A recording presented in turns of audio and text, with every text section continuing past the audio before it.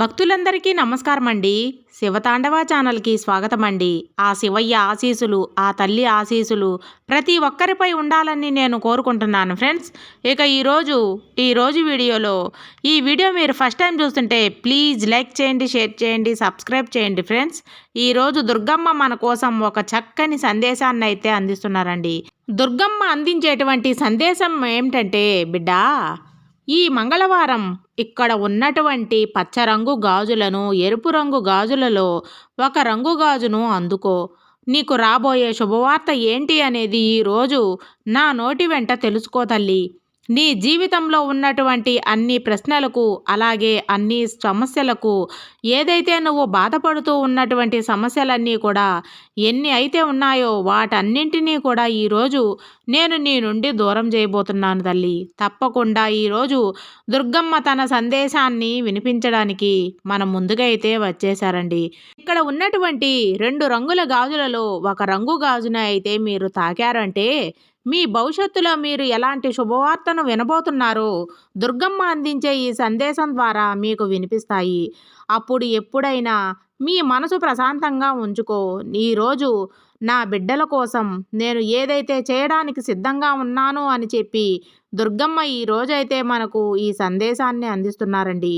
ఇక్కడ ఉన్నటువంటి 2 గాజులలో ఒక రంగు గాజునైతే తాకినటువంటి బిడ్డల మనసులో ఎవరైతే ఏమనుకుంటున్నారో నన్ను పూర్తిగా ధ్యానించి ఈరోజు దుర్గమ్మ చెప్పే ఈ మాటలను విన్నట్లయితే, నిజంగా తల్లి నన్ను తలుచుకొని నువ్వు ఎరుపు రంగు గాజులనైతే తాకావు కదా, ఈ గాజులను తాకిన నీకు ఎలాంటి శుభవార్త రాబోతుందో, భవిష్యత్తులో నీకు ఏం జరగబోతుందో వెంటనే విని తెలుసుకొని తీరాలమ్మా.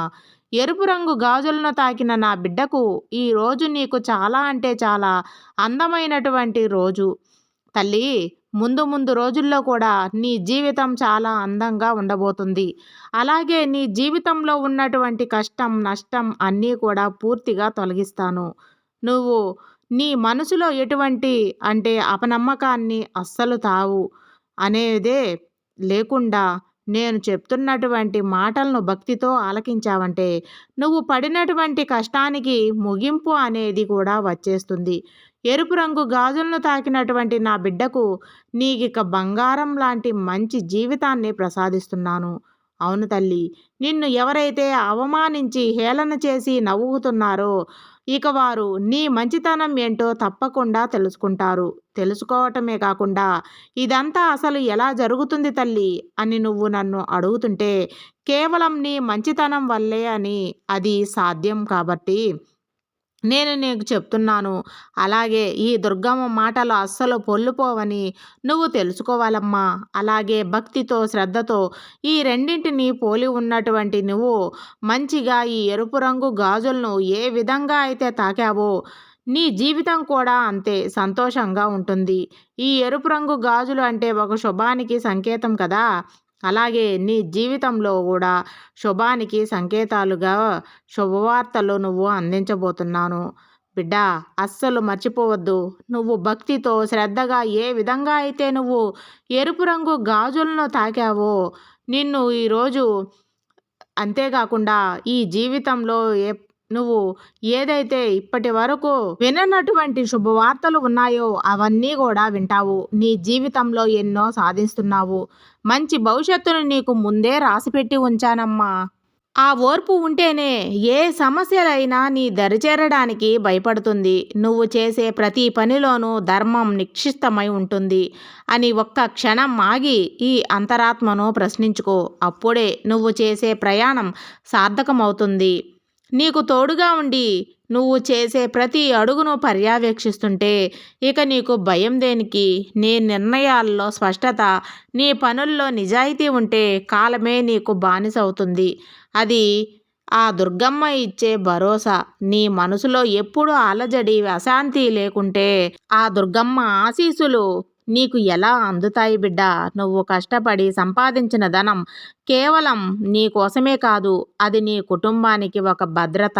ఎప్పుడైతే నువ్వు అడ్డదారుల్లో నడిచి ఇతరులను మోసం చేసి అనైతికమైన మార్గాలలో సంపాదించడానికి ప్రయత్నిస్తావో ఆ రోజే నీకు పతనానికి బీజం పడుతుంది. ఆ దుర్గమ్మ ఎప్పుడూ చెప్తారు, ధర్మబద్ధమైన సంపాదన మాత్రమే నీకు శాంతిని, ఆనందాన్ని ఇస్తుంది. నువ్వు చేసే చిన్న పొరపాటు నువ్వు సంపాదించిన దాన్ని నీ చేతుల్లో నిలవకుండా చేస్తుంది. అందుకే కష్టపడినా సరే నీతిగా ఉండు. నీ 10 ఏళ్ల శ్రమ వృధా కాకుండా ఉంటే నువ్వు చేసే ప్రతి పనిలోనూ ఆ దుర్గమ్మ సాక్షిగా పెట్టుకో. ఆ దుర్గమ్మ నిన్ను చూస్తుంది. ఒకే ఒక్క భావన నీలో ఉంటే చాలు. ఏ తప్పుడు ఆలోచనలు మనస్సు అంగీకరించదు. అప్పుడే నీ సంపాదన నీకు శాశ్వతమైన అదృష్టాన్ని ఇస్తుంది. ఎదుటివాడు సుఖంగా ఉన్నాడని, వాడు అభివృద్ధి చెందుతున్నాడని నీవెందుకు అంత ఆందోళన చెందుతున్నావు బిడ్డా? అసూయ అనేది నీ మనసుకు తినేసేసే ఒక విష సర్పం. ఎదుటి వారిని చూసి కుమిలిపోయే బదులు నువ్వు నీ ప్రతిభను ఎలా మెరుగుపరుచుకోవాలో ఆలోచించు. ఆ దుర్గమ్మకు తెలుసు నీకు ఏది ఇవ్వాలో, ఏ సమయంలో ఇవ్వాలో. ఆ దుర్గమ్మ ఇచ్చేది ఎప్పుడు నీ అవసరానికి తగ్గట్టుగానే నీకు శ్రేయస్సును ఇచ్చేలాగా ఉంటుంది. ఎవరిని చూసి ఓర్వలేకపోయే గుణాన్ని వదిలేసి నువ్వు చూస్తున్న పనిని భక్తితో, నిబద్ధతతో చెయ్యి. నువ్వు ఎప్పుడైతే ఎదుటివారి అభ్యున్నతిని చూసి సంతోషిస్తావో అప్పుడే నీకు ఆ దుర్గమ్మ కృప లభిస్తుంది. ఇదండి ఆ దుర్గమ్మ చెప్పే సందేశం. మీకు అందరికీ నచ్చిందని అనుకుంటున్నాను ఫ్రెండ్స్. సర్వేజన సుఖినో భవంతు.